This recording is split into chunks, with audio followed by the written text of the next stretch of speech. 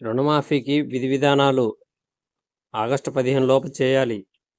రాజస్థాన్, మహారాష్ట్రలో అధ్యయనం చేయండి. రైతు సంక్షేమం కోసం ప్రత్యేక కార్పొరేషన్. రేషన్ షాపుల్లో సన్నబియ్యం సరఫరా. నిరుద్యోగ పెనుభూతం. యువత ఆశలు ఆవిరి. విద్యా అర్హత తగిన ఉద్యోగాలు లేవు. చిరుద్యోగులతో కాలక్షేపం చేస్తున్న వైనం. వ్యవసాయం చేస్తూ కుటుంబాన్ని పోషిస్తున్న కొందరు యువత. 18న రాష్ట్ర కేబినెట్ పునర్విభజన సమస్యలపై చర్చించటకు నిర్ణయం. నేడు బీఆర్ఎస్ రాష్ట్రవ్యాప్త నిరసనలు. మాజీ సీఎం కేసీఆర్ పిలుపు. సినిమా బంద్. 2 వారాల పాటు సింగిల్ స్క్రీన్లు నిలిపేత. పెద్ద హీరోల సినిమాలు లేకపోవడం, థియేటర్లకు ప్రేక్షకులకు అరువు. అక్యుపెన్సీ రాక రోజువారీ ఖర్చులు రావడం లేదంటున్న యాజమాన్యాలు.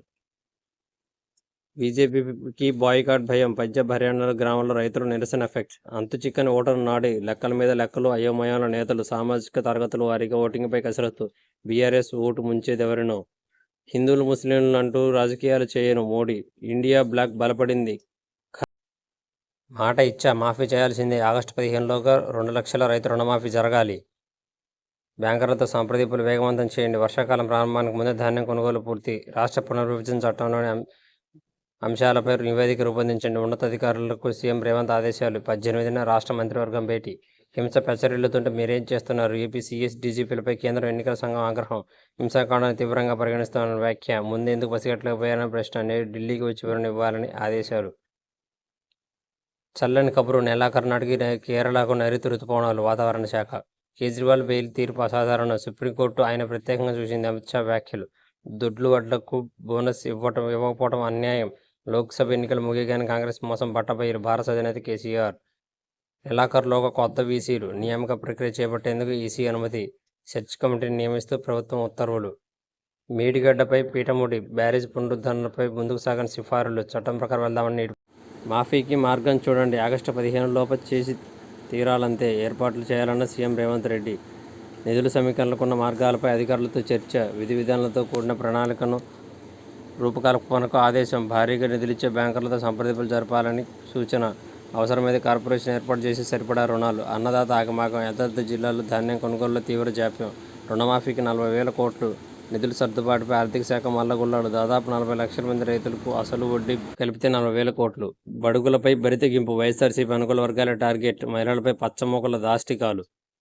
నర్సీపట్నంలో దుశ్శాసన పర్వం. ఒంటరి మహిళలను జుట్టుపట్టుకుని ఈడ్చి కాళ్ళతో తన్నిన అయ్యన్న అనుచరుడు. కృష్ణా జిల్లాలో దమనకాండ. మహిళను ట్రాక్టర్తో తొక్కి చంపడానికి ప్రయత్నించిన టీడీపీ నేత. సన్నాలకే బోనసా? కేసీఆర్. జూన్ తొలివారంలో రాష్ట్రానికి నైరుతి. వచ్చే నెల 1న కేరళను తాకనున్న నైరుతి రుతుపవనాలు. సీఏఏ ద్వారా భారత పౌరసత్వ సర్టిఫికేట్ల జారీ. 14 మంది ముస్లిమేతర కాందేశీకులకు అందించిన కేంద్రం. 15 ఆగస్టులోగా రుణమాఫీ చేసి తీరాల్సిందే. అత్యధిక రుణాలు ఇచ్చే బ్యాంకర్లతో సంప్రదించండి. ఇతర రాష్ట్రాల విధానాలపై అధ్యయనం చేయండి. ధాన్యం కొనుగోలులో సాఫీగా సాగేలా చూడండి. అక్రమాలకు పాల్పడే మిల్లర్లపై ఉక్కుపాదం మోపండి. అధికారులతో సమీక్షలో సీఎం రేవంత్ రెడ్డి ఆదేశం. ఏపీతో విభజన సమస్యలు పరిష్కరించుకుందాం. ఆస్తులు, అప్పులు, ఉద్యోగుల విభజన సహా పెండింగ్ అంశాలన్నింటినీ నివేదిక ఇవ్వండి. ఏపీకి కేటాయించిన భవనాలు స్వాధీనం చేసుకోండి. మంత్రులు, అధికారులు భేటీలో ముఖ్యమంత్రి. 18న కేబినెట్ భేటీ నిర్వహించాలని నిర్ణయం.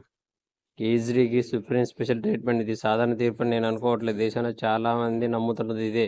ఆప్ అధినేత సర్వోన్నత న్యాయస్థానం బెయిల్ ఇవ్వడంపై అమిత్ షా వ్యాఖ్యలు. హిందూ, ముస్లిం అని విడదీయను. అలా చేస్తే రాజకీయాలకు అనర్హుడిని. మా ఇంట్లో ఈద్ జరిపే వాళ్ళం. ఆ రోజు పొరుగు నుండి ముస్లింస్ అన్నం పెట్టేవారు. గోధుర తర్వాత నా ప్రతిష్టను దెబ్బతీశారు. ప్రతిపక్షాలు పూర్తిగా విఫలం. ఏపీలో ఏం జరుగుతుంది? పోలింగ్ ముగిసిన హింస ఏమిటి? EC serious. నేడు ఢిల్లీకి వచ్చి వివరణ ఇవ్వాలని సీఎస్ డీజీపీకి సమన్. గుండె మండిన రైతు. అండగా బీఆర్ఎస్. నేడు రాష్ట్రవ్యాప్త నిరసన. బీఆర్ఎస్ శ్రేణులకు అధినేత కేసీఆర్ పిలుపు.